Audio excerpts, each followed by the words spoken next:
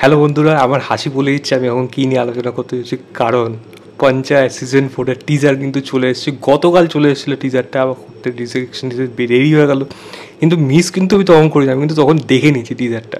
তো কেমন লাগলো টিজারটা? কিন্তু এই ব্যাপারে বেশি কিছু আলোচনা করা যাবে না, কীরকম হয়েছে, কীভাবে তারা করতে চেয়েছে এখানে।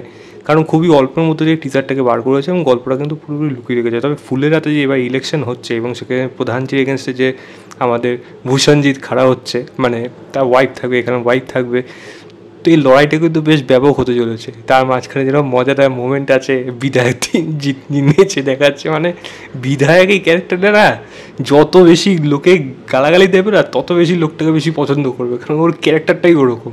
কারণ পঞ্চায়েত দেখুন, সব থেকে বেশি লাভেবল যদি কোনো সিরিজ হয়ে থাকে, মানে ইন্ডিয়ান ওয়েব সিরিজ, পঞ্চায়েত কিন্তু তার মধ্যে একটা। এটা কিন্তু পরিষ্কার, এবং আমার মনে হয় না পঞ্চায়েত যারা দেখেছে কেউ সেটা দেখে খারাপ বলেছে। কেউ খারাপ বলবে না, কারণ পঞ্চায়েত সবার সাথে খুব ফুলেরা যেন সবার সাথেই রয়ে গেছে। তো এটা খুব ভালো লাগলো। পরের মাসে না, জুলাই মাসে এই কাজটা আসতে চলেছে। দেখা যাক সেটা কাজটা কীরকম হয়। 16 তারিখ আসবে এবং আমি টিজারের লিঙ্কটা দিয়ে রাখবো। ট্রেলার আসবে, এরপর তো আরও ক্লিপিংসগুলো তো আসবে, তো সেইগুলো তো আরও মজাদার হবে।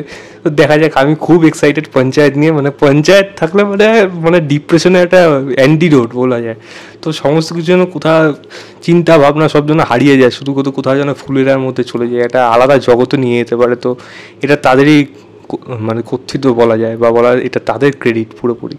তো আমার বেশ ভালো লাগলো। দেখা যাক ট্রেলার কীরকম হয়। ট্রেলারটা নিয়ে আশাবাদী বেশ আছি, এবং টিজার লেভেলে কিন্তু বেশ মজাদারই লাগলো আমার টিজারটা দেখে। দেখা যাক কীরকম হয়, আপনারা অবশ্যই দেখে জানাবেন। এই ছিল আমার overall teaser reaction of panchayat season 4। ভিডিওটা ভালো লাগলে লাইক শেয়ার, চ্যানেলটাকে অবশ্যই সাবস্ক্রাইব করে দেবেন। বাই।